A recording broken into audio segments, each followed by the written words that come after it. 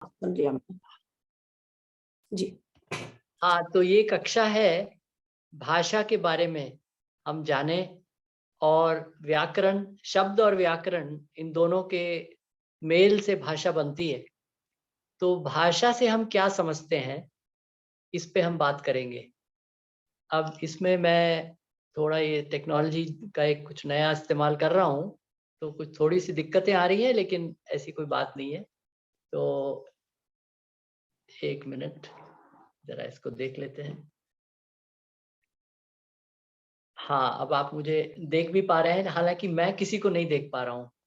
थोड़ा-सा इसमें इस टेक्नोलॉजी में जैसे ही शेयर करते हैं तो ये दिक्कत आती है, जी ठीक है?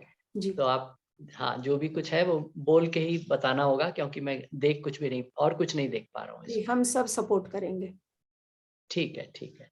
जी तो वापस आते हैं कि आज हम बात कर रहे हैं व्याकरण। व्याकरण पे बात करनी थी, तो मैंने कहा इससे पहले हम शुरू करते हैं कि भाषा क्या चीज़ है? तो भाषा में शब्द है और व्याकरण है। शब्द का मतलब जब हम शब्द कह रहे हैं तो वो लिखित में शब्द है, बोलने में ध्वनि है और जो व्यक्ति सुन नहीं सकते हैं, उनको इशारों से बताया जाता है, वो भी भाषा है। तो भाषा में ये कहें कि एक तरफ शब्द है, दूसरी तरफ रियलिटी है, वास्तविकता है, वस्तु है। तो मेरा स्क्रीन सब देख पा रहे हैं? घोड़ा लिखा है मैंने इसमें। जी, देख पा रहे हैं। तो शब्द है घोड़ा और वो किस ओर इंगित करता है? वो एक वस्तु की ओर इंगित करता है, जिसको हम देखेंगे, अपनी आँखों से देख सकते हैं, हाथ से छू सकते हैं, सूंघ सकते हैं इत्यादि। तो वो है घोड़ा, ठीक है? तो एक तरफ हमारे पास शब्द हैं और दूसरी ओर वास्तविकता है जिसमें वस्तु है। और जब हम ये कहते हैं कि भाषा वस्तु को इंगित करती है, तो उसका अर्थ क्या हुआ कि जब हमने घोड़ा कहा, तो जो हमारी बात सुन रहा है, उसके और वो हमारी भाषा जानता है, तो वो वस्तु की ओर उसके ध्यान चला जाता है और वो समझ जाता है कि जो बोला गया घोड़ा, वो किस वस्तु की ओर इंगित कर रहा है, ठीक है? तो इसी को अगर इस तरह देखें, अब मैं अगर कहूँ हवाई जहाज़, ये देख पा रहे हैं जो मैं लिख रहा हूँ? तो जी वो एक और वस्तु को इंगित करेगा, जिसको हम उसकी तस्वीर हम बना सकते हैं और ये वास्तविकता में वो वस्तु आ गई हवाई जहाज़, ठीक है? अब हम कुछ और चीज़ें लेते हैं, अगर हम कहें उड़ना, तो अब सवाल उठता है कि ये क्या वस्तु है? ये जो चीज़ें थी, घोड़ा, हवाई जहाज़, ये वस्तुएँ थी और इनको हम संज्ञा बोलते हैं, क्योंकि ये संज्ञाएँ किस ओर इंगित करती हैं? किसी वस्तु की ओर इंगित करती हैं। जब हम उड़ना बोलते हैं, तो वो क्या वस्तु है? तो वो एक तरह से एक क्रिया है, ठीक है? तो उसको हम अगर नाम दें क्रिया वस्तु, मतलब वो साधारण वस्तु नहीं है, वो क्रियाएँ हैं। तो उड़ना शब्द जो है अब एक क्रिया की ओर हमारा ध्यान खींच रहा है, इंगित कर रहा है, ठीक है? उसको हम विभिन्न तरीकों से इसको बता सकते हैं, वरना तो हमें खड़े होके देखना होगा कि इस क्रिया में क्या-क्या चीज़ें हो रही हैं, ठीक है? तो हवाई जहाज़ दौड़ा पहले हवाई पट्टी के ऊपर और फिर जब उसकी गति तेज़ हुई तो हवा में ऊपर उठा। इसके बाद उसकी जो नाक कहेंगे या चोंच कहेंगे, वो ऊपर की तरफ हो गई और हवाई जहाज़ ऊपर की ओर उड़ गया। तो उड़ना क्रिया में ये सारी चीज़ें हुई और ये वास्तविकता में हुई, तो इसको हम देख सकते हैं। तो किसी ने कहा उड़ना और हमारा ध्यान गया उस पूरी क्रिया की ओर। ध्यान दिलाने के लिए हम उसमें वीडियो बना सकते हैं, दूसरों को बताने के लिए उसका चलचित्र बना सकते हैं, ठीक है? पर वास्तव में क्या चीज़ हो रही है? एक तरफ शब्द है उड़ना और दूसरी तरफ है वस्तु, जो इसमें अब क्रिया के रूप में मौजूद है। अब आगे बढ़ते हैं। अब हमने कहा उड़ने वाला घोड़ा, अब क्या करें?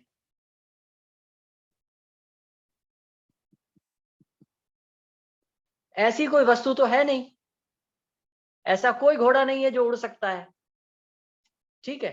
तो यहाँ पे वस्तु नहीं है, तो अब क्या किया जाए, ये कठिनाई पैदा हो गई। तो चूंकि मानव में सृजनशीलता है, क्रिएटिविटी है, तो वो समझ जाता है कि ये उड़ना जो क्रिया है ये अब घोड़े द्वारा हो रही है।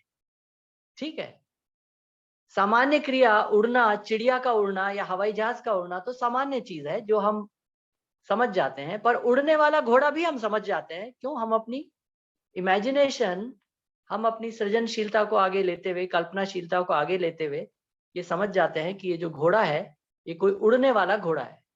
लेकिन वस्तु के नाम पर हम यहाँ क्या लिखें?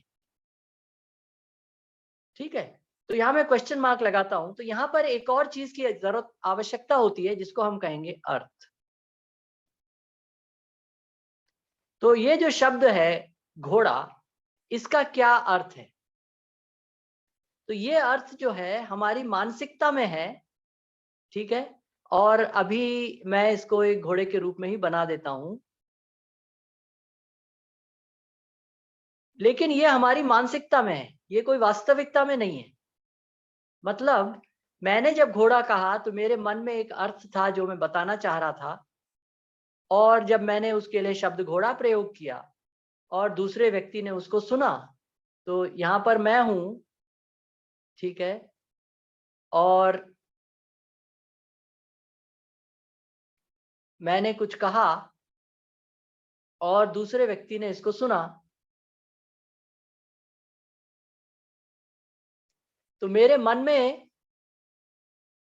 एक मन में घोड़ा अर्थ है। सब देख पा रहे हैं ना? जी भाई जी, पूरा देख भी पा रहे हैं, सुन भी पा रहे हैं, स्पष्ट है। तो ये घोड़ा हुआ, ये मेरी कल्पनाशीलता में है, मेरी इमेजिनेशन में है कि मैं ये बताना चाह रहा हूं। और जब मैं इसके लिए घोड़ा शब्द बोलता हूं,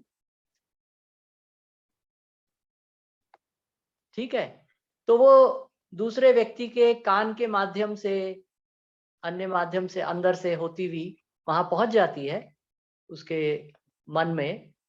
और जब वो शब्द सुना तो वो समझ जाता है कि अच्छा, ये घोड़े की बात हो रही है और यहाँ पर भी एक अर्थ है। ये समझ पा रहे हैं? तो जो मेरे अर्थ मेरे मन में था, जो मेरे जीवन में था, जो मैं बताना चाह रहा था, उसको मैंने ध्वनि के माध्यम से घोड़ा कहा और दूसरे व्यक्ति के जीवन में, कल्पनाशीलता में वो बात पहुंच गई। अब इसके लिए आवश्यक क्या है? उसको भी वही भाषा आनी चाहिए जो भाषा मैं बोल रहा हूं। ठीक है, अगर वो हिंदी नहीं जानता है तो वो उसके लिए कोई शब्द, एक ध्वनि रह जाएगा और वो कुछ समझ नहीं पाएगा कि ये क्या बोला गया। अगर वो अंग्रेजी जानता है तो मैं इसके लिए अर्थ, अर्थ तो वही है, लेकिन शब्द जिसका मैं प्रयोग करूंगा, मैं उसे घोड़ा ना कह के हॉर्स कहूंगा। और दूसरा व्यक्ति जो कि अंग्रेजी जानता है वो समझ जाएगा कि किस वस्तु की ओर इंगित किया जा रहा है। ठीक है, तो जब हम ये कहते हैं कि भाषा वास्तविकता की ओर इंगित करती है, इशारा करती है, उसका यही अर्थ है कि जो चीज वास्तविकता में है वो हमारे कल्पनाशीलता में आई कि ये बात हमको बतानी है, तो वो अर्थ के रूप में है। और जब मैंने उसे बोला तो वही रिवर्स प्रोसेस जो सुनने वाले के जीवन में वो हुआ। तो घोड़ा उसको सुनाई दिया, इधर अगर वापस आ जाए तो घोड़ा शब्द सुनाई दिया सुनने वाले को, और उसके मन में वो अर्थ आया, और तब वो खिड़की के बाहर देखता है कि अरे हाँ, घोड़ा वहां खड़ा हुआ है। तो अब वस्तु तक पहुंच गए। तो शब्द से अर्थ, अर्थ से वस्तु। ठीक है, तो जो श्रोता है, जो सुनने वाला है, वो शब्द से अर्थ तक जाता है, अर्थ से वस्तु तक जाता है। ठीक है, जो बोलने वाला है वो वास्तविकता कोई वस्तु है, उसके लिए जो अर्थ है, वो उसके जो कन्वे करना चाहिए, बताना चाहता है, वो अर्थ उसके उसमें है। और जो बोल रहा है वो ध्वनि के माध्यम से वो बोल रहा है। तो यही रिवर्स प्रोसेस चलती है। ठीक है, तो जो वक्ता है और जो श्रोता है, इन दोनों में ये प्रोसेस चल रही है और दोनों अगर एक ही भाषा जो समझने वाली है उसको बोल रहे हैं, सुन रहे हैं, तो अर्थ जो है वो ट्रांसफर हो जाता है, उसका संप्रेषण, कम्युनिकेशन हो जाता है। ये ठीक है? जी, बिल्कुल ठीक है। तो ये बच्चे भी थोड़ा बताएं, कोई प्रश्न है क्या इस बारे में? बताओ। नाना जी, जो आपने अभी जस्ट लास्ट लाइन बोले ना, क्या आप उसको रिपीट कर सकते हैं? हाँ बेटा, तो एक वक्ता है और एक श्रोता है, दो लोग हैं, और वक्ता अपने मन में जो बात है वो श्रोता तक पहुंचाना चाहता है ना? तो वो कैसे पहुंचाए? तो इसका उदाहरण लेते हैं कि वक्ता और श्रोता एक कमरे में, क्लासरूम में बैठे हैं, और वक्ता ने एक व्यक्ति नंबर 1 ने ये देखा कि एक घोड़ा आ गया है बाहर। तो अब वो ये बताना चाहता है श्रोता को कि अरे घोड़ा। तो उसके उसके वास्तविकता जो कमरे के बाहर जो घोड़ा देखा, वो उसका कल्पनाशीलता में वो आया अर्थ के रूप में, और उसने बोला घोड़ा। अब श्रोता जो कक्षा में ही बैठा है, उसने ये शब्द सुना, ये ध्वनि सुनी, क्योंकि वो हिंदी जानता है, तो वो समझ गया कि अच्छा, घोड़ा मतलब एक ऐसा जानवर जो बहुत तेज दौड़ सकता है, इस प्रकार का होता है, इस रंग का होता है, ऐसी पूंछ होती है, बहुत सारी चीजें वो जानता है उसके बारे में पहले से। तो उसने इंगित कर दिया, इस शब्द ने इंगित कर दिया कि घोड़ा। तो उसके कल्पनाशीलता में वो घोड़ा आ गया। फिर उसने ये सोचा कि अरे वक्ता ने ऐसा क्यों कहा, कहीं घोड़ा बाहर तो नहीं आ गया है? तो उसने बाहर की ओर देखा और कहा, अरे वाह, वहां तो बाहर एक सुंदर घोड़ा खड़ा है। तो अब क्या हुआ, वक्ता ने जिस घोड़े को देखा था, वो उसको घोड़ा शब्द बोलने से श्रोता तक वो पहुंचा, और श्रोता ने जब उसे सुना और फिर बाहर देखा, तो वही घोड़ा उसको दिखाई दे गया। ठीक है? तो इस प्रकार से भाषा के माध्यम से हम वास्तविकता की ओर इंगित कर सकते हैं, और जो वक्ता है वो कुछ कहीं कहीं कुछ चीजों पे इंगित कर रहा है, और श्रोता उसे सुनकर उन्हीं चीजों को समझ रहा है, पकड़ रहा है। ठीक है? इसी प्रकार अगर कोई कहे हवाई जहाज, तो वो आवाज से पहले ही शायद हम जान जाएंगे कि अच्छा, हवाई जहाज ऊपर उड़ रहा है। लेकिन कोई विशेष हवाई जहाज रूप में कुछ देखा, उसने कहा हवाई जहाज देखो, तो दूसरा श्रोता उसे सुन के हवाई जहाज ऊपर आसमान की ओर देखता है और उसको पहचान लेता है। तो भाषा वो माध्यम है जिससे हम अपने विचार, अपने अर्थ जो है श्रोता को ट्रांसफर, उनको संप्रेषण कर सकते हैं। ठीक है? तो अब हम वापस आते हैं। तो हमने देखा कि यहाँ दो प्रकार की चीजें हैं, एक तो जिनको हम कहेंगे वस्तुएं, और दूसरा क्रियाएं, जिनको हम नाउन, तो अगर इसको हम कहेंगे ये नाउन है, संज्ञा है, ये हवाई जहाज भी संज्ञा है, और उड़ना जो है एक क्रिया है। ठीक है? तो क्रियापद है, या एक शब्द है जो क्रियापद में आता है, संज्ञा पद और क्रियापद। तो उड़ना जो है वो क्रिया है, तो उसकी जो वस्तु है वो क्रिया रूप में ही हमको दिखाई देगी। ठीक है? जिसकी हमने अभी बात की थी। तो ये सब साफ हो गया कि दो तरीके की चीजें हो सकती हैं, एक तो वस्तुएं और दूसरा क्रियाएं। अब वस्तुओं में संज्ञा पद से हमको पता चलती है, जैसे घोड़ा, हवाई जहाज, और जो क्रियाएं हैं वो क्रियापद से हमें पता चलती हैं, जैसे उड़ना, पीना, देखना। ठीक है? तो ये सबको समझ में आ गया क्या बेटा? जी नाना जी। जी नानी। जी। ठीक है, ठीक है। तो अब हम आते हैं उड़ने वाले घोड़े पर। अब उड़ने वाला घोड़ा हमने शब्द ध्वनि के रूप में कहा, बोला या लिखा। अब ऐसी कोई वस्तु तो है नहीं, अब क्या करें? तो बताएं बच्चों, आपको क्या लगता है, अब क्या करें?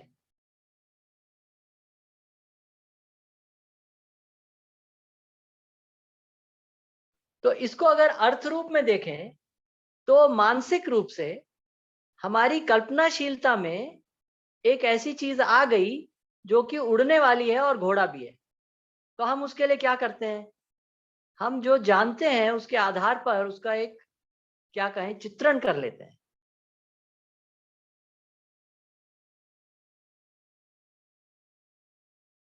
ठीक है। और उस चित्रण में क्या होगा, उसमें उस घोड़े के बड़े बड़े पंख होंगे और वो उड़ने वाला होगा। ठीक है, तो ये वास्तविकता में नहीं है, ये हमारे चित्रण में है।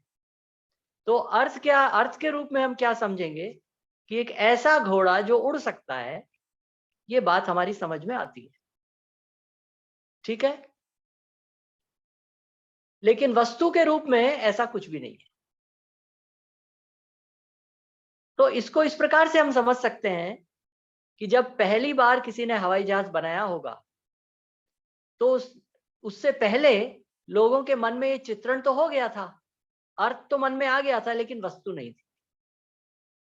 जब वो हवाई जहाज का आविष्कार हो गया, तो जो चीज चित्रण में थी, जो चीज अर्थ के रूप में थी, ठीक है, वो वास्तव में एक वस्तु के रूप में बन के तैयार हो गई। ठीक है, तो भाषा वो शक्तिशाली माध्यम है जिससे हम खाली वास्तविकता ही नहीं, बल्कि जो वस्तु हमने नहीं देखी है या जो हमारी बनाने की प्रक्रिया में है, उसके बारे में भी हम बात कर सकते हैं। तो भाषा में हम ये भी कह सकते हैं, अगर उड़ने वाला घोड़ा होता तो मैं उस पर बैठ के सवारी करता और बादलों के ऊपर उड़ जाता। ठीक है, अब ये काल्पनिक चीज है, ये वास्तविकता नहीं है, लेकिन ये मेरी कल्पनाशीलता के आधार पर हम उन चीजों की बात भी कर सकते हैं जो अभी नहीं हो रही है। ठीक है, तो ये चीज समझ में आ रही है? जी। श्रेया बेटा, समझ में आया ये बात? जी नाना जी। ठीक है, चलिए तो अब आगे बढ़ते हैं। अब एक कठिनाई की ओर आते हैं। ये जिन चीजों की हमने बात की वो सारी मूर्त रूप से है, कॉन्क्रीट है। घोड़ा, हवाई जहाज, बैल, आदमी, मेज, बगीचा, ये सब हमें दिखाई देती हैं, जिनको हम छू सकते हैं, जिनको हम देख सकते हैं, उसकी आवाज भी हम तक पहुंचती है, इत्यादि इत्यादि। ठीक है, लेकिन कई ऐसी वास्तविकताएं हैं जिनको हम देख नहीं सकते हैं। कोई उदाहरण बता सकता है क्या? प्यार, स्नेह, विश्वास। बहुत बढ़िया, बहुत ही बढ़िया, शाबाश, ताली बजाई जाए भाई इस पे तो। तो ठीक है, अपने अपने जगह बना ले, ताली बजा लें, क्योंकि मैं देख नहीं पा रहा हूँ किसी को भी अनफॉर्चुनेटली, क्योंकि ये स्क्रीन सामने आ जाता है, बोर्ड। तो इसको मैं यहाँ लिख देता हूं कि विश्वास, ये विश्वास जो है शब्द के रूप में नहीं लिख रहा हूं मैं, ये वस्तु के रूप में लिख रहा हूं। ये एक भाव है जिसको हर व्यक्ति महसूस कर सकता है, फील कर सकता है। ठीक है, इसके लिए शब्द क्या है? हिंदी में इसके लिए शब्द विश्वास। अंग्रेजी में जाएंगे तो उसके लिए एक दूसरा शब्द आ जाएगा। ठीक है, तो वस्तु भी है और शब्द भी है। तो मैं स्क्वायर ब्रैकेट में लिखने का अर्थ इतना ही है कि ये जो है एक सेकेंड,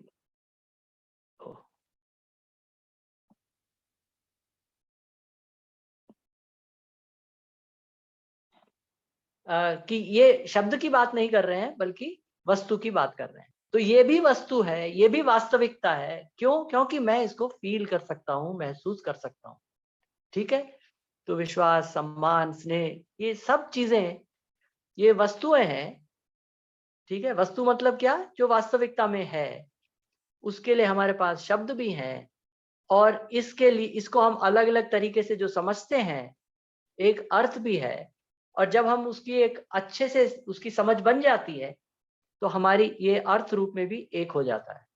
ठीक है, तो वस्तु के रूप में एक है, शब्द के रूप में भाषा में अलग अलग है, अर्थ के रूप में भी एक हो जाना मतलब परिभाषा। इस शब्द से हमने क्या अर्थ लिया है, इसके बारे में बहुत ही स्पष्ट हो जाना। तो इस प्रकार की चीजों के लिए बहुत आवश्यक है कि परिभाषा बहुत जरूरी है। तो परिभाषा के माध्यम से हम अर्थ तक पहुंचते हैं, उदाहरण के माध्यम से हम अर्थ तक पहुंचते हैं, और जब अर्थ तक पहुंचते हैं तो उसको फिर देख पाते हैं। कहाँ देख पाते हैं? अपने अंदर देख पाते हैं। ठीक है, ये साफ हो गया ये भी। तो वस्तुएं दो प्रकार की हैं, एक मूर्त कॉन्क्रीट, दूसरा है अमूर्त जिनकी मूर्ति नहीं है, जो एब्स्ट्रैक्ट है। ठीक है, तो नहीं पता। हाँ, ये ठीक है। श्रेया बेटा, ये ठीक है? जी जी नाना जी। हाँ, तो अब जो है इस पे थोड़ी बात करें कि ये अर्थ क्या चीज है। ठीक है, जब हमने घोड़ा कहा तो शब्द हम जानते हैं। एक मिनट, शब्द हम जानते हैं, वस्तु हम जानते हैं, ये अर्थ क्या चीज है? ये जो हमारे मन में है, हमारी कल्पनाशीलता में है, ये क्या चीज है? क्या ये चित्र है?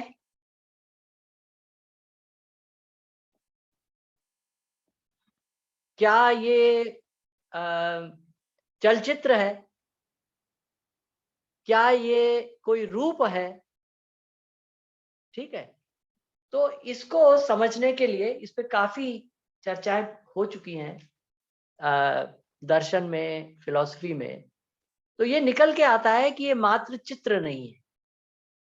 तो हमारा जो ब्रेन कहेंगे या ब्रेन से आगे जाएंगे तो जीवन कहेंगे, तो ये जो चित्र है ये मात्र चित्र नहीं है, क्योंकि दो व्यक्ति जो घोड़े का जो अर्थ उनके मन में आता है, तो एक में हो सकता है काला घोड़ा हो, दूसरे में सफेद घोड़ा हो, और जब वो बाहर देखते हैं कि भूरा घोड़ा खड़ा है तो उसमें उन्हें कोई दिक्कत नहीं होती है। तो वो चित्र सिर्फ उदाहरण है, ठीक है, और सोचने के लिए सहायता कर सकता है, बातचीत करने के लिए सहायता कर सकता है, लेकिन अर्थ जो है मात्र चित्र नहीं है, मात्र ध्वनि नहीं है, मात्र रूप नहीं है। वो एक ऐसी समझ है कि घोड़ा क्या चीज है, उसके बारे में जो समझ है वो अर्थ है। ठीक है, यहां पर अभी इतना ही बोलते हैं। और एक तो हमने तीन चीजों की बात की है, शब्द, अर्थ और वस्तु। ठीक है, तो ये बात बिल्कुल साफ है सबको। श्रद्धा बेटा, इसमें कुछ पूछना है आपको? नहीं नाना जी। ठीक है, तो चलिए फिर आगे चलते हैं। अब इसमें अगला पेज मुझे पलटना है, एक मिनट।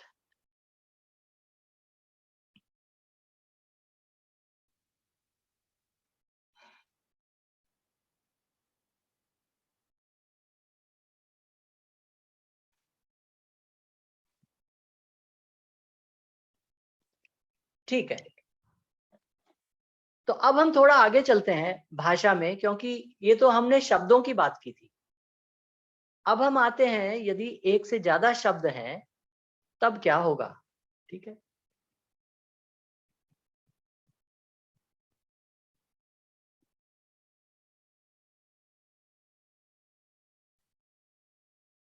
ठीक है, इस एक से ज्यादा शब्द को हम ये कह सकते हैं कि शब्द समूह। ये मात्र समूह नहीं है, ये एक श्रृंखला में है। ठीक है, तो इसको श्रृंखला कहना ज्यादा ठीक होगा। एक शब्दों की जंजीर है, एक के बाद एक शब्द जो बोल रहे हैं उसकी बात हम कर रहे हैं। ठीक है, तो हम यहां पर लेते हैं उदाहरण के रूप में, बच्चा घर गया। तो ये क्या हो गया? ये शब्द हो, शब्द कहें, वाक्य कह सकते हैं अब चाहें तो, पर शब्दों की श्रृंखला हो गई है। ठीक है, तो अब जो है वस्तु क्या है? ये घटना है। उस घटना में क्या हो रहा है कि बच्चा है और इसमें क्रिया हो रही है।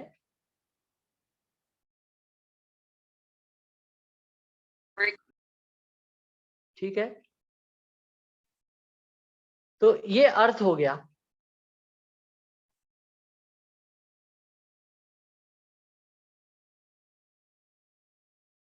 तो जब मुझे सुनाई दिया बच्चा घर गया, तो मेरे कल्पनाशीलता में ये आया कि एक बच्चा है, वो क्रिया उसने की, वो चलने लगा, चल के गया या बैठ के गया, वो घर गया, और जब वो क्रिया का अंत हुआ तो वो घर पे पहुंच गया। ठीक है, तो ये इसकी शुरुआत हो गई और यहाँ पे जो है क्रिया पूरी हुई। नाना जी, हाँ बेटा। तो इस सेंटेंस में गया क्रिया होगी क्या? क्योंकि इसमें तो ऐसा कुछ वो बताया नहीं है कि वो चल कर गया, दौड़ कर गया। बिल्कुल बिल्कुल। तो अगर हम इन शब्दों को अब वापस लें, यहाँ पर आए, तो बच्चा क्या है? संज्ञा है। ठीक है, घर क्या है? संज्ञा। ये भी संज्ञा पद है। संज्ञा। ठीक है, बिल्कुल सही जीवट बेटा बोले। और गया क्या है बताइए? क्रिया। क्रिया पद है, शब्द है ना, तो शब्द मतलब पद, तो क्रिया शब्द है, ध्वनि है, पद में शब्द भी आ गया, ध्वनि आ गई, जो भी जिस भी माध्यम से आपने बोला है, लिख के बताया है, बोल के कहा है, तो ये जो है क्रियापद, इसको हम बोल रहे हैं। तो गया जो है क्रियापद है। ठीक है, यहां पर हमको ये कैसे पता चला कि ये बच्चा घर गया? तो ये बात सही है कि जाने में हमने ये नहीं बताया कि वो चल कर गया, दौड़ कर गया, गाड़ी से गया, उड़ कर गया। ठीक है, तो ये भाषा की शक्ति है, वो हमको ये सुविधा देती है कि आप जिस बात को कहना चाह रहे हो उसको केंद्र में रख के आप बात कह रहे हो। कि बच्चा दौड़ के गया, पैदल गया, साइकिल से गया, ये आवश्यक नहीं है। यहाँ पर ये बात बताना चाह रहे हैं कि भाई बच्चा घर पहुंच गया। ठीक है, तो ये भाषा एक बहुत ही अभूतपूर्व चीज है, और मैं तो ये कहता हूं कि मानव की सर्वश्रेष्ठ उपलब्धि, सबसे बड़ी उपलब्धि भाषा है। मानव में खुद में सोचने की शक्ति है, वो हमने बनाई नहीं है, वो हमें उपलब्ध है, वो हमें जन्म से जीवन के साथ मिली है। लेकिन जिन चीजों को मानव ने बनाया है, चाहे आग है, चाहे पहिया है, चाहे कंप्यूटर है, चाहे कार है, ये चीजें मानव ने बनाई है। तो इसी प्रकार मानव ने भाषा भी बनाई है, और मानव की सर्वश्रेष्ठ उपलब्धि बनाने में भाषा है। ये तो है ही कि मानव क्योंकि सोच सकता है, महसूस कर सकता है, इस कारण से वो इसको कर पाया, और इसके माध्यम से बहुत और अन्य चीजें कर लेता है। इसी प्रकार मानव सोचने वाला है, इसीलिए तो वो पहिया बना पाया, गाड़ी बना पाया।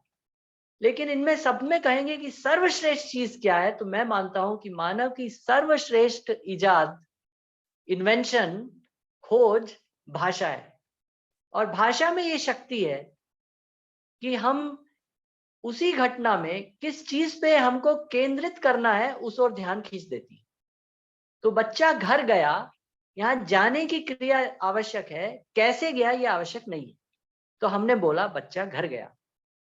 ठीक है, तो भाषा में ये शक्ति है कि हमें घटना ही नहीं बता रही है, घटना में जिस चीज की ओर ध्यान दिला रही है वो भी इसमें एनकोडेड है, वो उसमें शामिल है। ठीक है, तो ये संज्ञापद क्रियापद, इस पे हम और बात करेंगे भाषा के ऊपर। तो ये जो वाक्य है, इसमें 2 संज्ञा पद आए और 1 क्रियापद आया।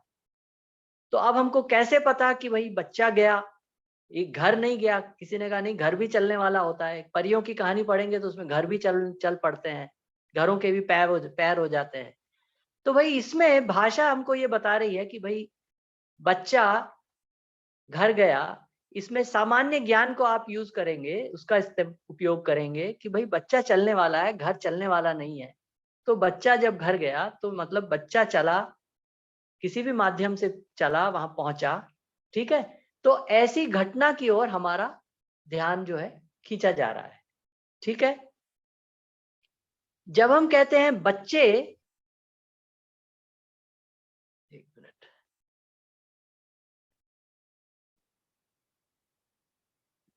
बच्चे घर गए, ठीक है, तो हमारे मन में क्या आता है कि बहुत सारे बच्चे हैं। कितने बच्चे हैं ये तो इसमें नहीं बताया, पर एक से ज्यादा जरूर है। तो भाषा ये बता सकती है कि भाई किसी और ध्यान ले जाना है कि भाई एक से ज्यादा बच्चे थे। अगर आप ये कहना चाहते हो नहीं, यहाँ पे पूरे 3 बच्चे थे, तो वो भी आप लिख सकते हो। तो भाषा ये भी बता सकती है कि भाई कितने बच्चे थे, और अगर इतना ही कहना है कि एक से ज्यादा बच्चे थे, तो वो बात भी भाषा कह सकती है। इसी प्रकार से जो पहले आया था कि बच्चा घर गया, तो हम ये भी कह सकते हैं बच्चा साइकिल से घर गया।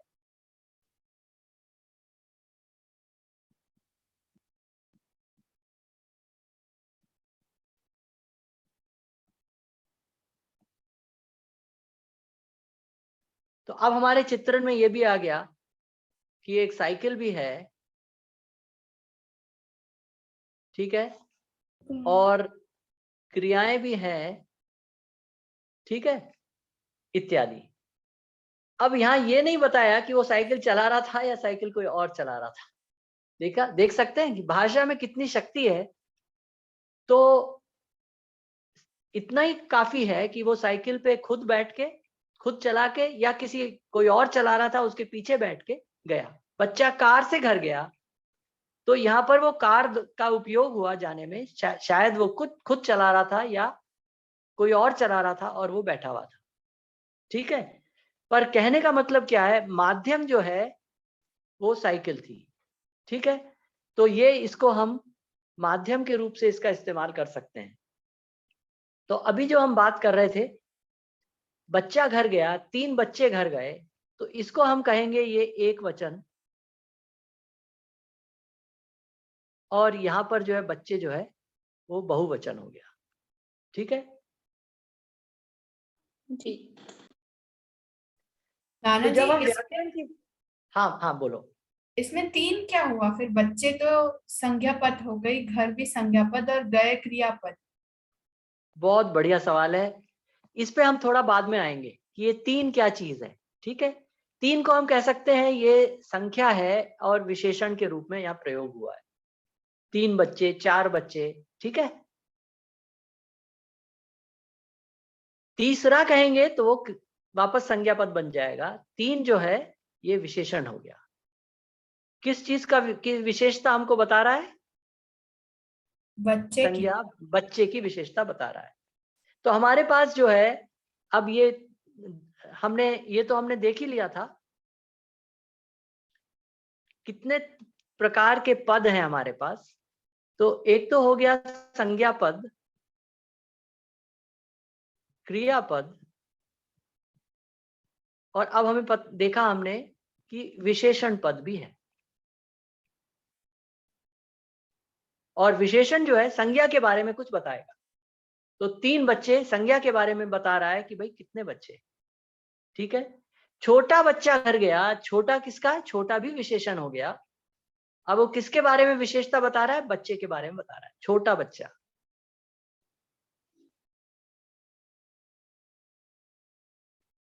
ठीक है। छोटा बच्चा घर गया, तो ये बच्चे के बारे में विशेषता बता रहा है। इसी प्रकार से तो हम जो है जितने संज्ञा पद हैं उनके बारे में जब कुछ और कहना चाहते हैं तो हम विशेषण लगा सकते हैं और वो उनके बारे में कुछ बता सकता है, ठीक है। तो हमने जो है यहाँ पर अब कई चीजों की बात कर ली। एक तो हमने बात की कि जो विशेषता बतानी है, एक ये क्या हुआ,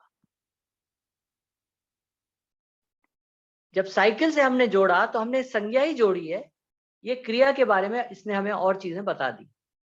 इसी प्रकार जब हम विशेषण पद पे आए तो हम संज्ञा के बारे में कुछ बता रहे हैं। संज्ञा पद की हम व्याख्या कर रहे हैं कि भाई छोटा बच्चा था, 3 बच्चे थे। और अगर हम अर्थ के रूप में और उसको घटना के रूप में देखेंगे तो हम अपनी खिड़की से बाहर जब देखते हैं तो देखते हैं हाँ 3 बच्चे जो है वो घर जा रहे हैं, तो हम कहेंगे हाँ भाई ठीक है 3 बच्चे घर गए, ठीक है। तो भाषा जो है हमको अलग अलग चीजों पे ध्यान हमारा केंद्रित करती है, या ये कहें वास्तविकता को इंगित करती है। और जो वक्ता जो बोलता है भाषा के माध्यम से, और भाषा को ही जो दूसरा श्रोता सुनता है, तो वो समझ जाता है कि वास्तविकता में क्या हो रहा है। ठीक है, जी। अब हम एक, हाँ जीवत बेटा समझ में आ रहा है? जी नाया जी आ रहा है। ठीक है, और कौन कौन है मुझे पता नहीं है। मैं और संदीप भैया भी हैं। हाँ, अरे संदीप बेटा बताओ, कोई प्रश्न है क्या? 6 बच्चे हैं भैया जी। अच्छा, प्रेरणा अच्छा। बेटा जी, संदीप बेटा जी, श्रद्धा बेटा जी, श्रिया बेटा जी, जीवच बेटा जी और अपनी सोनम बेटा जी, साडुल सिंह भाई जी। अच्छा अच्छा, सोनम बेटी भी है। सोनम बेटी समझ में आ रहा है? हाँ समझ में आ रहा है। कोई प्रश्न है मन में? नहीं। ठीक है, बिल्कुल। हाँ। तो क्या समझे, एक तरफ शब्द है, दूसरी तरफ वास्तविकता है, समझ गए ये बात? हाँ। और बीच में क्या है? अर्थ। अर्थ। ठीक है, और श्रोता और वक्ता भी समझ गए? हाँ श्रद्धा। जब तक नाना जी हम अर्थ नहीं जान पाएंगे, हम मतलब उस वस्तु को भी विजुअलाइज नहीं कर पाएंगे ना। बिल्कुल। तो जैसे आपने कुछ कहा, मैंने उसे सुना, तो शब्द और ध्वनि तो मेरे तक पहुंच गई। अब मैं उसी वास्तविकता को पकड़ पा रहा हूं कि नहीं, ये सफलता होगी संप्रेषण की, कम्युनिकेशन की, कि जो आपने बात कही वो मेरे तक पहुंच गई। ठीक है, तो उसका पहला स्टेप क्या होगा कि जो मैंने सुना वो मेरे अर्थ तक पहुंच गया, और अर्थ से जब मैं बाहर दुनिया की तरफ मैंने उसे जोड़ा, ठीक है, तब वो जो है दुनिया से जुड़ गया, वास्तविकता से जुड़ गया। और हमने क्या बताया, 2 प्रकार की वास्तविकताओं की हमने बात की, एक तो जो मूर्त है और एक जो अमूर्त है। ठीक है,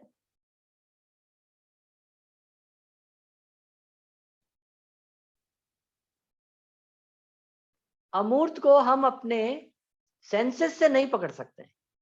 विश्वास जो है उसको हम देख नहीं सकते हैं, वो हमारे अंदर है, उसको हम महसूस कर सकते हैं। ठीक है, तो भाषा जो है इन सब पूरे डोमेन को, पूरे इन सब चीजों को कवर करती है, और मानव की सबसे बड़ी उपलब्धि है। कोई भी चीज उसके बराबर नहीं पहुंच पाती है। और अगर भाषा नहीं होती तो गणित भी नहीं होती, भाषा नहीं होती तो कंप्यूटर भी नहीं होता, भाषा नहीं होती तो जितना जितना हमारा ज्ञान है वो एक व्यक्ति अगर पा भी जाता तो उसके अंदर ही रह जाता, दूसरे तक पहुंचने का कोई तरीका नहीं रह जाता। ठीक है, अब जी। एक सवाल। ठीक है, व्याकरण में जो आप, तो शब्द की तरफ जब हम व्याकरण की बात कर रहे हैं, तो मैं दूसरा रंग ले लेता हूं।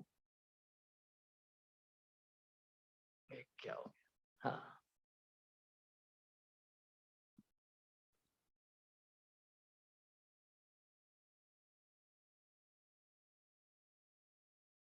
लिखना बंद कर दिया। एक मिनट। ओहो,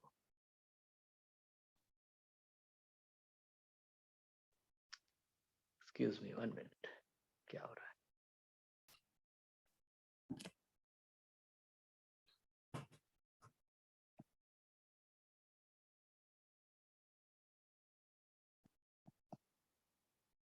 चलिए, जो भी हो रहा है जी। तो जो हम व्याकरण की बात करेंगे वो भाषा की बात है। ठीक है, उसमें शब्द हैं, जैसे उसमें पद कितने प्रकार के हो गए, संज्ञा हो गई और क्रिया हो गई। ठीक है, उसमें एक वचन है, बहुवचन है, ये सब व्याकरण का हिस्सा है। और इससे हमको क्या पता चलता है, इससे हमें अर्थ तक हम पहुंचते हैं। ठीक है, हम 3 के बदले अगर 2 बच्चे बोलेंगे तो क्या होगा, दूसरा अर्थ पहुंचेगा। बच्चे घर गए, बच्चा घर गया, इसमें अगर हम एक वचन या बहुवचन का प्रयोग करेंगे तो हमारा अर्थ बदल जाएगा। ठीक है, तो व्याकरण का जो है प्रयोजन क्या है कि शब्दों को हम, एक तो शब्द किस प्रकार के हैं और दूसरा आपस में शब्द कैसे जुड़े हुए हैं। ठीक है, तो हम इसी के ऊपर आते हैं। बच्चा घर गया, ठीक है।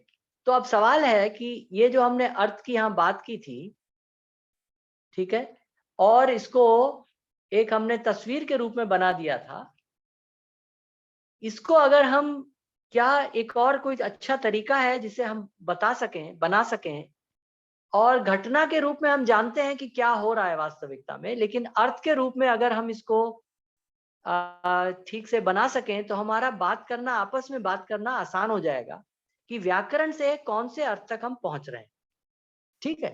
क्योंकि मैंने पहले भी कहा था, क्या अर्थ एक चित्र है, क्या अर्थ एक रंग है, क्या अर्थ एक रूप है, क्या चीज है।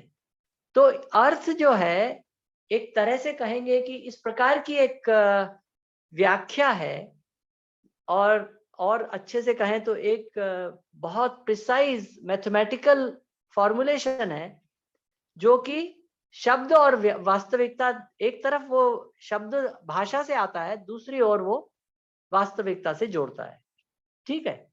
तो इस अर्थ के लिए हम जो है एक नोटेशन बना लेते हैं।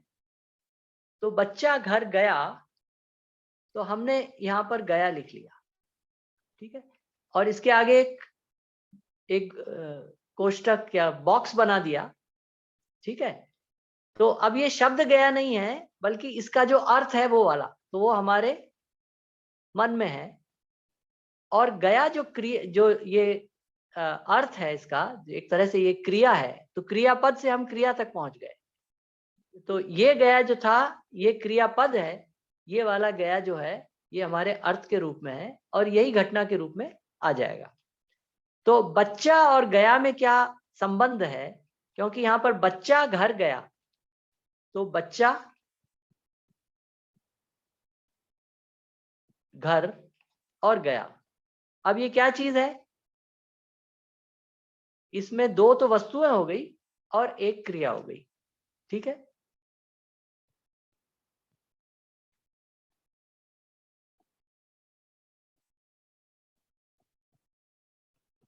और ये सब हमारे अर्थ के रूप में हमारे कल्पनाशीलता में है। तो अब सवाल है कि इनमें आपस में क्या संबंध है, बच्चा और घर में क्या संबंध है, गया में क्या संबंध है। तो ये इसको तरीका एक निकाला गया इसको लिखने का, कि हम कहेंगे कि वही गया, और एक हम इनको एक एरो से, तीर से जोड़ देंगे कि गया क्रिया है, बच्चा वस्तु है, और इसको हम कहेंगे कि ये करता है, करने वाला। जो क्रिया है, क्रिया का कोई करने वाला होता है, और वो इस वाक्य में बच्चा है। इस क्रिया में क्या हुआ, फल के रूप में बच्चा जो है घर के पास पहुंच गया, ठीक है। इसको हम बोलेंगे कर्म। समझ रहे हैं। तो ये जो हमने समझने के लिए, अपने समझने के लिए जो वाक्य था, उसको अब इस रूप में लिख लिया, इस रूप में इसकी तस्वीर बना ली। इस तस्वीर में गया भी है, बच्चा भी है, घर भी है, और उनमें आपस में क्या संबंध है, ये हमने साफ साफ लिख दिया, ठीक है। तो बच्चा यहाँ पे करता है, और घर यहाँ पर कर्म है। कर्ता मतलब करने वाला, कर्म इसकी परिभाषा थोड़ा बाद में देखेंगे, पर एक प्रकार से कर्म वो है जो इच्छित है, जो इच्छा है। तो जो करने वाला है वो वहां तक पहुंच रहा है, ये उसकी इच्छा है, तो वो उसका गोल है, वो उसका लक्ष्य है। तो जाने का क्या लक्ष्य है, कि कर्ता जो है कर्म के पास पहुंच जाए, ठीक है। तो ये कर्म के रूप में आ गया। सामान्य भाषा में इसको ये भी बोल देते हैं जिस पर काम किया गया, ठीक है। तो उसको भी बोल देते हैं, राम ने लड्डू खाया, तो राम कर्ता हो गया, और लड्डू क्या हो गया, कर्म हो गया, जिसके ऊपर खाने का क्रिया हुई। सामान्य रूप से ये भी बोल सकते हैं, ठीक है। तो ये इसका, तो ये वाक्य जो था, इसका ये अर्थ निकल के, इस अर्थ को हम इस प्रकार से लिख सकते हैं।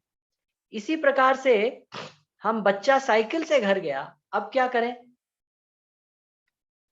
तो यहां पर साइकिल एक और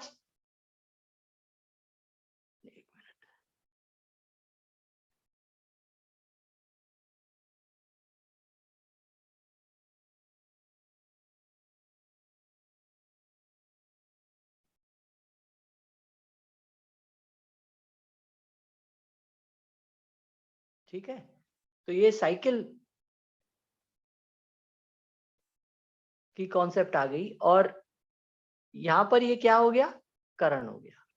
करण मतलब साधन, जिस साधन का उपयोग करके क्रिया की गई उसको करण कहते हैं। तो बच्चा साइकिल से घर गया, ठीक है, तो कर्ता, कर्म और करण। तो अगर हम इसको, तो ये क्या है, ये हमें अर्थ को समझने में सहायता कर रहा है। इसको कहें हमारा ये चित्रण हो रहा है, विजुअलाइजेशन हो रहा है कि जो अर्थ है उसमें विभिन्न जो शब्द और उनसे जो पद हैं, उन पद से वस्तु, जो हमारे मानसिक वस्तु है वहां तक पहुंच गए, उनका आपस में क्या संबंध है, हमने ये भी बता दिया। अगर हम इसको समझ गए तो फिर हम जब घटना जो हो रही होगी उसको भी हम इससे जोड़ पाएंगे। तो ये जो अर्थ है एक तरफ शब्द या वाक्य से जुड़ रहा है और दूसरी ओर घटना से जुड़ रहा है, ठीक है। तो इसके माध्यम से हम घटना तक पहुंच जाते हैं। तो अगर हमने सुना बच्चा साइकिल से घर गया, और जब हम खिड़की के बाहर देखते हैं एक बच्चा साइकिल चलाता हुआ घर जा रहा है, तो हम कहते हैं हाँ ठीक है, वो हमारी वास्तविकता से हम जुड़ गए, हमने इसको पहचान लिया। ठीक है, क्लास का समय कितना होता है, मैं पूछना भूल गया था। भैया 10:15 तक है, अभी 10:15 हमारे पास 15-19 मिनट है। अच्छा अच्छा, ठीक है। तो श्रद्धा बेटा, कोई प्रश्न है इसके ऊपर? नहीं नाना जी, सब समझना। ठीक है, तो हम यहाँ पर और मुझे जीवन, प्रश्न है ना जी। हाँ पूछो बेटा। जो कर्म की बात की जा रही है वो वस्तु ही है ना? सामान्य रूप से हाँ, वस्तु ही है, ठीक है। तो नाना जी, बच्चा और घर कैसे जुड़े हैं फिर? बच्चा जो है वो कर्ता हो गया। अच्छा, बच्चा और घर इस नोटेशन में सीधा सीधा नहीं जुड़े हैं, ये जाने के माध्यम से जुड़े हैं, ठीक है। तो बच्चा घर गया, ये पूछ सकते हो किसके घर गया? बच्चा राम के घर गया। तो घर जो है बच्चे का सामान्य घर नहीं है, वो राम का घर है, वहां गया, ठीक है। तो जब हम कहते हैं कि ये बच्चा, घर, साइकिल, अब किसकी साइकिल थी? तो बच्चा और साइकिल सीधे सीधे, वैसे साइकिल बच्चे की थी क्या, किसी और की थी क्या, उससे जोड़ इसका पता नहीं चल रहा है। अब ये बताया जा रहा है कि साइकिल का उपयोग किया। तो घटना के माध्यम से ये तीनों चीजें जुड़ी हुई हैं। बच्चा गया, घर गया, साइकिल से गया। सामान्य रूप से आप कहोगे कि बच्चा घर गया, बोलने में बच्चा अपने ही घर गया होगा और साइकिल शायद उसी की रही होगी। तो भाषा की यही शक्ति है कि भाषा कौन सी चीज को पे हम फोकस कर रहे हैं उसको सामने लाके रख देती है। जो घटना हो रही होती है, जो चित्रण हो रहा होता है, उसमें बहुत सारी चीजें होती हैं, लेकिन भाषा उसमें से उस चीज को सामने लाके रख देती है जिस ओर हम ध्यान केंद्रित कराना चाह रहे हैं, जहां फोकस करना चाह रहे हैं, ठीक है। तो ये बहुत बड़ी पावर है, बहुत बड़ी शक्ति है कि किस चीज को बताना, किसको छोड़ देना, ये भाषा संभव कर देती। तो क्योंकि समाजशास्त्र, सामाजिक विज्ञान पढ़ते हुए आपको याद ही होगा, मैं बार बार बोलता था कि एक तरफ चित्रण है, दूसरी तरफ समझ है। घटना हो रही है, एक चित्रण हो रहा है, उसमें एक के बाद एक जो है दृश्य बदल रहा है, लेकिन उसके पीछे क्या समझ है या किस ओर हम ध्यान दिलाना चाह रहे हैं, ये भाषा कर पाती है, ठीक है। तो बच्चा घर गया, साइकिल पे गया, उसका एक कमीज का बटन टूटा हुआ था, साइकिल जब चल रही थी वहां धूल उड़ रही थी, उसके सड़क जो थी काफी खाली पड़ी हुई थी। अब इन चीजों की ओर ध्यान दिलाना हो तो लिखो, वरना न लिखो। भाषा में वो शक्ति है कि इन सब चीजों को छोड़ के वो चीज बताती है जो वक्ता कहना चाह रहा है, ठीक है। तो भाषा जो है मात्र घटना नहीं है, घटना में क्या चीज आवश्यक है, किधर ध्यान केंद्रित कराना है, ये भाषा कर पाती है, ठीक है। तो कई बार ये अंग्रेजी में एक कहावत है कि एक चित्र जो है 1000 शब्दों के बराबर है, ठीक है। ए पिक्चर इज वर्थ 1000 वर्ड्स। तो एक तस्वीर को आप 1000 शब्दों में बता सकते हो। मैं इसका उल्टा भी बोलता हूँ कि एक शब्द 1000 तस्वीर के बराबर है। हमने घोड़ा बोल दिया और 1000 अलग अलग तस्वीरें अलग अलग लोगों के मन में आ सकती है, पर मुख्य चीज क्या है कि भाई वो सब घोड़े हैं उस ओर। तो उसमें उसका जो एसेंस है, उसका जो मुख्य बात है, वो भाषा हमको ये संभव कर देती है कि हम उस ओर ध्यान दिला सके। ठीक है, और ये एक बहुत बड़ी शक्ति है, क्योंकि समराइजेशन, तो इसीलिए गणित और भाषा का अलग अलग इनकी भूमिका है। गणित जो है वो गणना सिखाती है, भाषा हमको ये सिखाती है कि किस चीज पे हम ध्यान केंद्रित कर रहे हैं।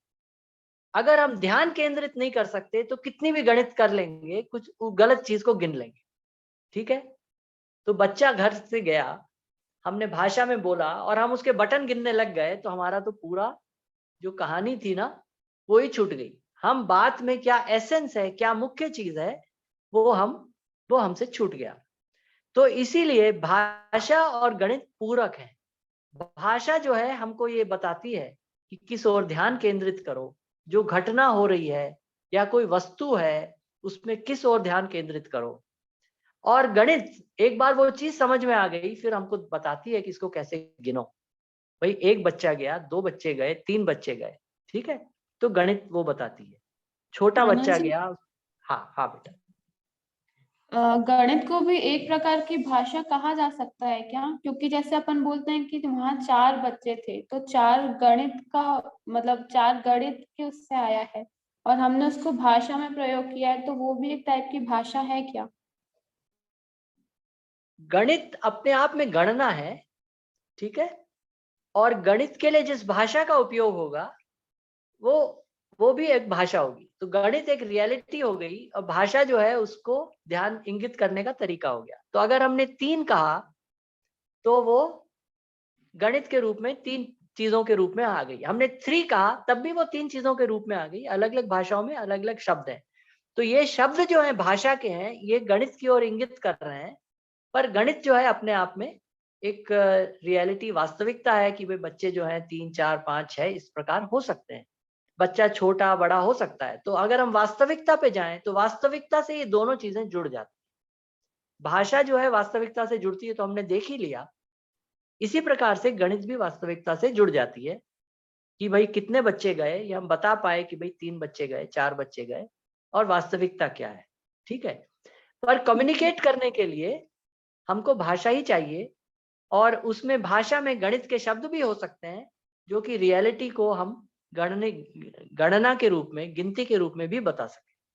तो आपकी बात सही है कि गणित को कम्युनिकेट करने के लिए, संप्रेषण करने के लिए, गणना को संप्रेषण करने के लिए गणित की आवश्यकता होती है, और उसके लिए जो शब्द हैं वो हमारी भाषा में है।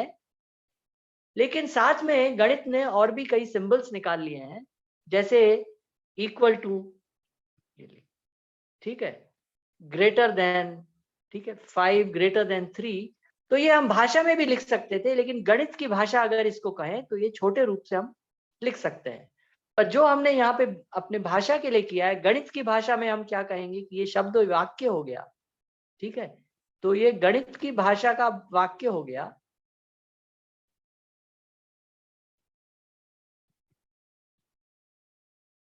और रियलिटी क्या हो गई, जो वास्तविकता है कि भाई 5 की संख्या जो है 3 की संख्या से बड़ी है, ये इसकी वास्तविकता हो गई। ठीक है, तो जो हमने डायग्राम यहाँ पे तस्वीर ड्रॉ खींची है, वो गणित के ऊपर, गणना के ऊपर भी इसका उपयोग हम कर सकते हैं। नाना जी, हाँ बेटा। बच्चा 2 घंटे में घर पहुंचा तो 2 घंटा कौन सा पद हुआ? बहुत बढ़िया सवाल है, एक मिनट। ये तो लिखते हैं इसको, मैं अगले पेज पे जाता हूँ।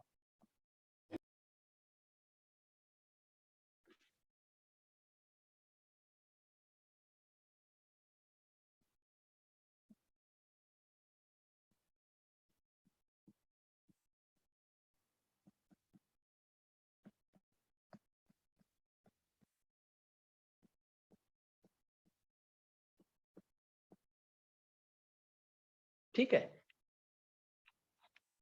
तो इसमें वस्तुएं कौन कौन सी हैं? बोलो श्रद्धा बेटा। वस्तु है संज्ञा पद बता दो। अच्छा, संज्ञा पद है बच्चा बच्चा, और घर शायद, घर, और पहुंचा। घंटा। पहुंचा हाँ नहीं है। हाँ, पहुंचा जो है वो क्रिया पद हो गया, तो इसको हम बोल देंगे संज्ञा पद।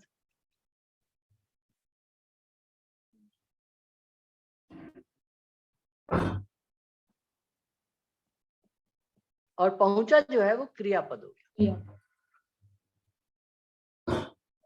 इसमें घंटा भी संज्ञा पद होगा क्या?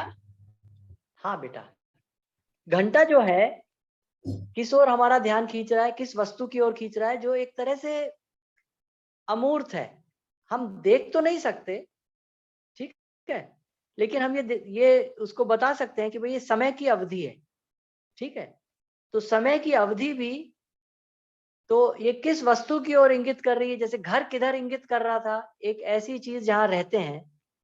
बच्चा एक मानव हो गया, घंटा एक समय की अवधि हो गई, ठीक है, तो ये भी संज्ञा पद हो गया। और पहुंचा एक क्रियापद हो गया, ठीक है। तो इसमें अगर, तो पहुंचा जो क्रियापद है, ये किस क्रिया की ओर, जाने की क्रिया की ओर हमारा ध्यान खींच रहा है, ठीक है। तो अगर हम इसमें अब अर्थ पे जाएं वापस, तो अर्थ यहां लिख देते हैं। ये वाक्य हो गया।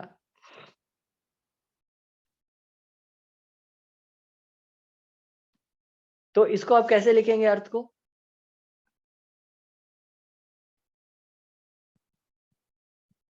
पहुंचा,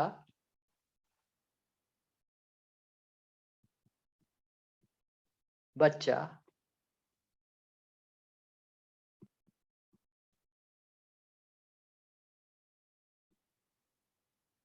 ठीक है। अरे साइकिल तो छूटी गई।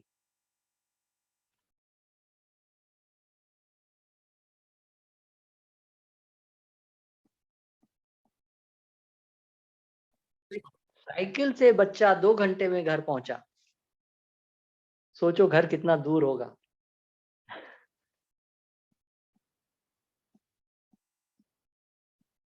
ये भी क्रियापद हो गया, संज्ञा पद हो गया। और यहाँ पर हम बॉक्स क्यों बना रहे हैं? यहाँ पे यार अब पद नहीं है, बल्कि एक मानसिक वस्तु हो गई। तो नाना जी, साइकिल लिखना जरूरी है क्या? वो चल के भी गया होगा, बस से भी गया होगा, तो ये आपकी इच्छा है। अगर वक्ता ने बोला साइकिल से बच्चा 2 घंटे में घर पहुंचा, तो हम उसका अर्थ लिख रहे हैं। अगर जी। साइकिल नहीं लिखते तो यहाँ साइकिल नहीं होती अर्थ में, जी। ठीक है।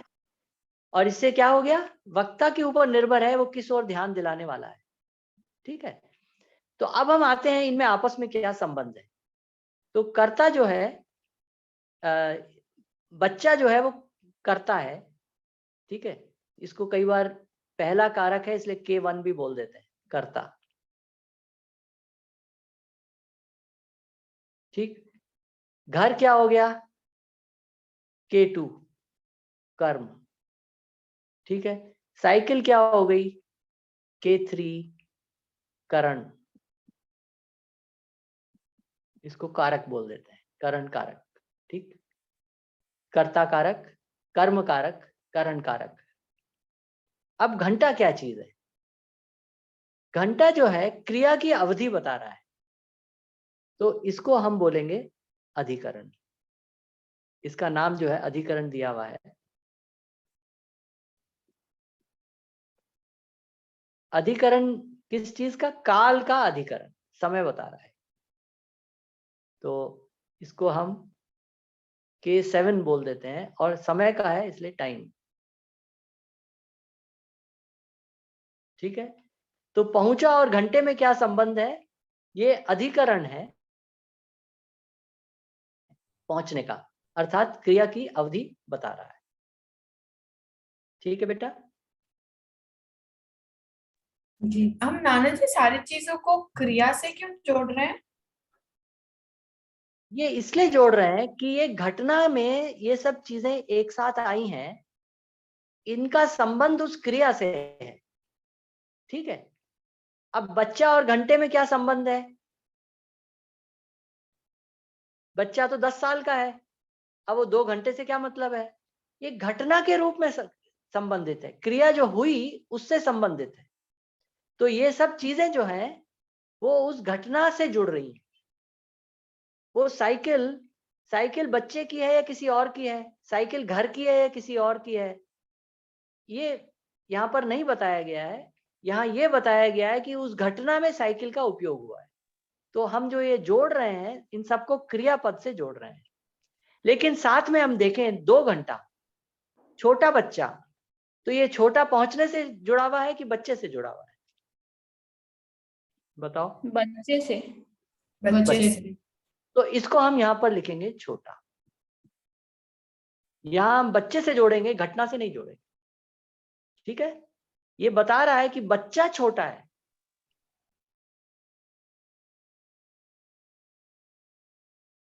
ठीक है, इसी प्रकार 2 घंटे किससे जोड़ेंगे हम? घंटों 2 को पहुंचने से। घंटे से। ठीक है, घंटा जो है अवधि है, उस अवधि की हम गणित के रूप में मात्रा बता रहे हैं कि कितनी मात्रा है भाई, 2 घंटे है। ठीक है, तो 2 जो है वो घंटे से जुड़ रहा है, छोटा जो है बच्चे से जुड़ रहा है, क्योंकि ये विशेषण है। तो जो विशेषण होते हैं वो किसी संज्ञा से जुड़ते हैं। ठीक है, तो इसी प्रकार 2 विशेषण है, छोटा विशेषण है, छोटा संज्ञा पद बच्चे से जुड़ा, तो इसलिए यहाँ पे हमने बच्चे के साथ जोड़ा इस तस्वीर को बनाते हुए। ठीक है, और तो इसको हम ट्रीज भी बोलते हैं, अर्थ के रूप में जो है। ठीक है, नाना जी, हाँ हाँ संदीप बेटा। मेरा एक क्वेश्चन था, जैसे कि बहुत बहुत बार हिंदी की बुक में वो आते हैं ना, 9 2 11 हो जाना, 3 5 हो रही है, हाँ हाँ हाँ, इसको क्या बोलेंगे फिर? बहुत बढ़िया सवाल है। इसको हम बोलेंगे, इडियम बोलेंगे, प्रोवर्ब, कुछ चीजें, मुहावरे, उनका हमें शाब्दिक अर्थ नहीं लेना है, उससे हमें कोई दूसरा अर्थ लेना है। ठीक है, तो चुल्लू पर पानी में डूब मरना, कोई डूब के मरा क्या? क्रिया कौन सी हुई? डूबने की क्रिया हुई क्या? नहीं हुई। तो इन चीजों के लिए हम बोलते हैं कि ये जो है शाब्दिक अर्थ नहीं लेके इनका कुछ दूसरा अर्थ लेना होता है। ठीक है, तो उसको कभी समय हुआ तो उस पर कभी बात और करेंगे अलग से, पर पहले हम इसको समझ जाएंगे तो हम वहां तक भी पहुंच पाएंगे। ठीक है, और 9 2 11 है, जैसे ये कुछ चीजें प्रचलन में आ गई हैं और इनको मल्टीवर्ड एक्सप्रेशन भी बोलते हैं। ठीक है, मुहावरे, प्रोवर्ब, तो इनका जो है शाब्दिक अर्थ नहीं, तो कई चीजें हैं जिनका शाब्दिक अर्थ नहीं लेना होता है। ठीक है, तो मुहावरे, लोकोक्तियां, प्रोवर्ब्स,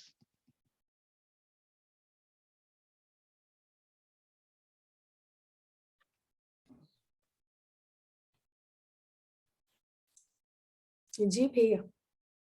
शाब्दिक अर्थ नहीं लेना है। ठीक है जी, तो उनके अर्थ तक पहुंचने की क्या प्रक्रिया है, उस पर कभी अगली बार बात करेंगे, या हो सकता है वो उसमें और भी थोड़ा समय लगे। तो आज हमने जो बात की उसको मैं उसकी समरी, सारांश उसका रख देता हूं। तो आज हमने देखा कि हम शब्द से अर्थ, अर्थ से वस्तु। ठीक है, तो ये इसको हम कैसे समझे, जो हम इंगित करने की बात बोलते हैं, इशारा, तो भाषा एक इशारा है, तो उस इशारा में क्या प्रक्रियाएं हो रही है हम उसकी बात कर रहे हैं। तो वाक्य भाषा है, अर्थ है और वास्तविकता है। फिर जब हम भाषा में हमने और देखा तो शब्द, पहले शब्द से शुरू हुए हम, यहाँ इसका एक थोड़ा फायदा रहता है कंप्यूटर का। ठीक है, तो हम पहले फिर शब्दों पे गए, तो शब्द से शब्द 2 प्रकार के हुए, संज्ञा और क्रिया। यहाँ पर हमने 2 ही प्रकार के शब्दों की बात की।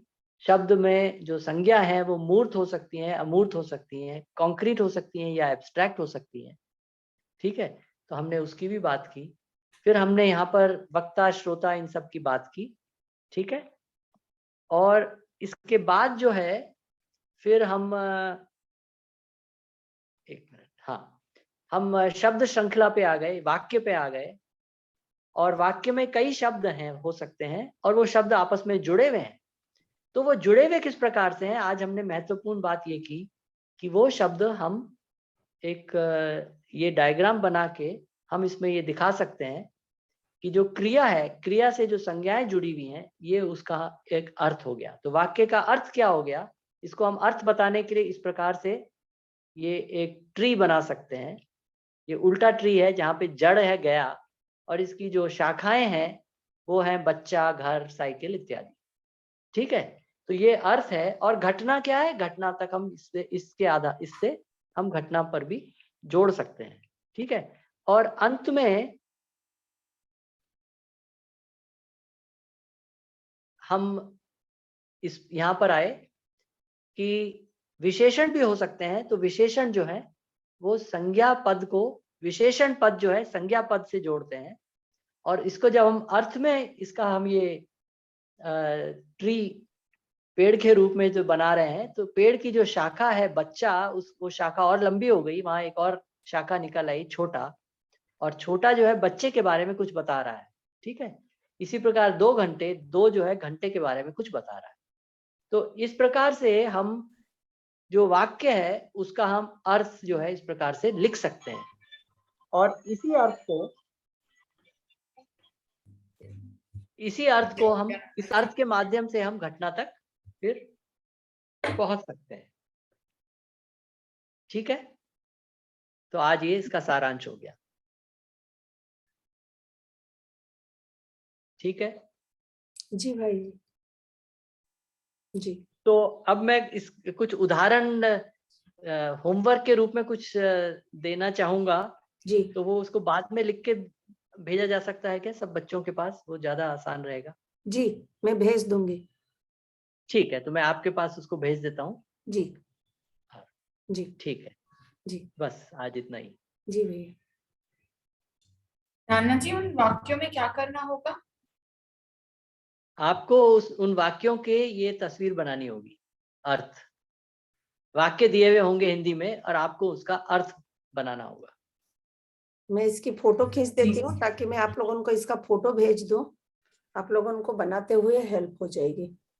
हाँ, हो सकता है आपको लगे इतना आसान होमवर्क कैसे दे दिया। अगर आप समझ गए हो तो बहुत आसान।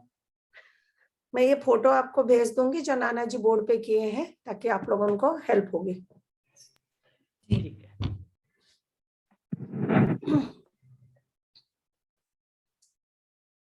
जी भाई जी। ठीक है, तो फिर क्लास को जी बंद भैया, करते हैं। बहुत धन्यवाद भैया, बहुत मजा आया। आप एक ही चीज को आगे बढ़ाते गए, तो सीक्वेंस में देखना खूब काफी सरलीकृत और वो अर्थ के तरीके से पहुंच रहा था, तो बढ़िया था। बिल्कुल, तो व्याकरण को ये मानते हैं तो बोरिंग सब्जेक्ट हो जाता है, पर ये बहुत जीवन सब्जेक्ट है। इसको जी अगर प्रयोजन से जोड़ के देखते हैं तो बहुत आसान हो जाता है। जी जी जी जी। तो ठीक है, बढ़िया है। अगर कोई कुछ बोलना चाहे तो 2-4 मिनट ले सकते हैं, ऐसा कुछ नहीं है। आप सब सुन रहे हैं तो स्वयंस्फूर्त रूप में कुछ शेयरिंग तो कर। नमस्कार, नमस्कार भैया, नमस्कार सभी को। हाँ नमस्ते दीदी। बहुत ही सरल तरीके से आपने रखा है, बिल्कुल, और बहुत ही सरल तरीके से जिसे कहते हैं ले सके बेटा जी लोग भी, है ना। चीजें हमने भी देखी सुनी रहती है, उसका महत्व जो है उसके ऊपर जो आपने ध्यान आकर्षण करवाया, तो वाकई में ये काफी बड़ी उपलब्धि है भाषा के रूप में, है ना। ऐसा ध्यान भी गया हमारा भी स्वयं का। तो बहुत ही बढ़िया रहा, पूरा रोचकता बनी रही और बड़ा आनंद आया सुनने में आपको। बढ़िया, रोचकता उत्सुकता दोनों बनी रही। हाँ बिल्कुल ठीक। जी, बाकी भी बोल सकते हैं जो बोलना चाहते हैं। जी दीदी, बहुत ही बढ़िया रहा राजीव भैया, काफी अच्छा अभी तक तो सेशन कंडक्ट हुआ, बहुत ही बढ़िया। और जिस तरीके से आप कंडक्ट कर रहे थे उस तरीके से बच्चों का इन्वॉल्वमेंट भी पूरा हर समय बना हुआ था, और बच्चों का भी जो क्वेश्चंस आ रहे थे वो बहुत ही बढ़िया आ रहे थे, और जिस तरीके से आप उनको आंसर कर रहे थे वो हमारी भी स्पष्टता उससे काफी अच्छी बढ़ रही थी। तो जैसे अभी कृष्णा दीदी ने बोला कि सुना सब होता है, लेकिन जैसे वो बैठा नहीं होता, वो उतना स्पष्ट नहीं होता। तो वो बहुत ही बढ़िया लगा आज का आपका सेशन सुन के कि बहुत ही अच्छी स्पष्टता बैठी इस चीज भाषा को लेके। तो एटलीस्ट तो अब आने वाले 2-3 दिन जो है काफी उत्साहित हूं मैं कि हम वो पढ़ेंगे आगे आपके साथ और जानेंगे और सीखेंगे। जी पारुल दीदी कुछ ये बोलना बात चाहते हैं? पहुंच रही है तो ये अपने को अपने मन में तृप्ति होती है कि हम बात कह पाए, समझा पाए। हाँ आगे बताए। पारुल दीदी कुछ बोलना चाहते हैं? सभी को मामा नमस्ते। तो बहुत अच्छा लगा मामा सुन के, और ये भी मतलब कि कम्युनिकेशन जो है उससे कितना फर्क पड़ता है, वो एक मतलब मुझे पूरा ओवरऑल जो समझ में आया कि उससे हम कितना भाषा का प्रयोग करके और सही शब्दों में कैसे अपनी बात दूसरे तक पहुंचा सकते हैं, और वो सब कनेक्शन तो बहुत अच्छा लगा। घटना में कहाँ ध्यान खींचना है, ये भाषा की शक्ति है। जी ये भाषा की शक्ति। जी जी बिल्कुल। और मानव की सर्वश्रेष्ठ उपलब्धि है, इसके बराबर कुछ चीज पहुंचती नहीं है। जी जी जी जी श्री राम भैया कुछ बोलेंगे क्या? वीडियो ऑन है। ये सर बहुत अच्छा लगा आपका ये क्लास सुन के। आई थिंक पहले 20 साल पहले यही आपने मुझे पढ़ाया था, और फिर से वही सुनने को मौका मिला तो बहुत अच्छा था। बट आपकी विशेषता ये है कि आप मतलब छोटे छोटे सिंपल कॉन्सेप्ट से शुरू होकर जिस तरीके से बिल्डअप करते हैं, तो उससे कहीं पे कुछ भी मिस नहीं होता आपको, मतलब सारी चीजें अच्छे से समझ आ जाती हैं। और या बहुत ही आपने मतलब बहुत चीजें कवर करते हैं, बट ऐसे कवर करते हैं कि आपको पूरी चीजें बहुत अच्छे से समझ आती है। तो बहुत बहुत अच्छा रहा होगा बच्चों का। प्रज्ञान मिस कर गया बट नहीं इसका रिकॉर्डिंग है भैया, मैं शेयरिंग कर दूंगी।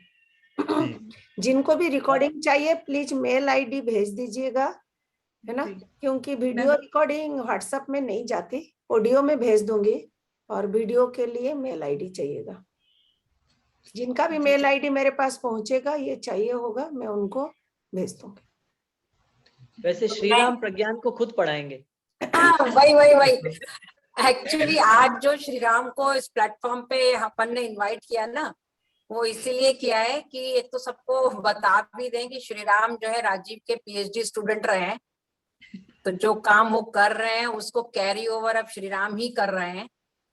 तो फ्यूचर में श्रीराम ही जो है वो बनेंगे, है ना, और उनके माध्यम से बच्चे भाषा पे बहुत काम हुआ है, और इसको और सिंप्लीफाइड करना या कैसे कम्युनिकेशन और इसका मशीनीकरण, ये सब जो चल रहा है आज की डेट में, तो अपने बच्चे भी इसमें एक अच्छी भूमिका निभा सकते हैं।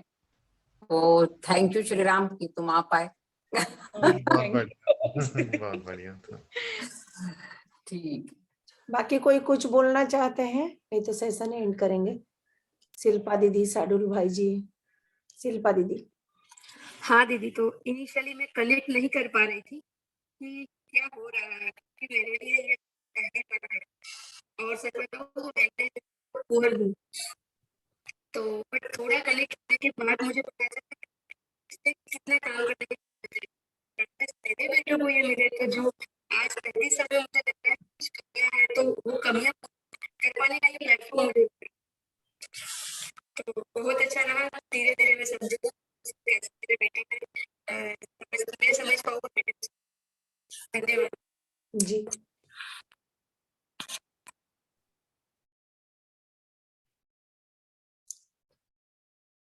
चलिए, मुझे लगता है कि सबका शेयरिंग हो गया।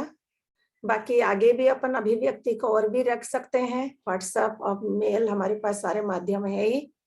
तो अपन एक दिन के बाद परसों फिर इसी सेशन को आगे फिर ले जाएंगे, है ना। आज हमने तो जो एक वाक्य के 4 या 5 पार्ट समझे ना, कर्ता, कर्म, क्रिया, कारण, अधिकरण, 5। इसके आगे ये कैसे जुड़ेगा इस पर हम देखेंगे। तो एक शब्द में कितने पार्ट होते हैं टोटल, अगर इस तरीके से हम विजुअलाइज कर पाते हैं तो हम जब भी बोलेंगे फुल सेंटेंस बोलेंगे और पूरा बोलेंगे। जी भैया, चलिए जी, bye bye. Bye bye. Bye bye. Message नमस्कार। भैया, बहुत धन्यवाद। Bye bye.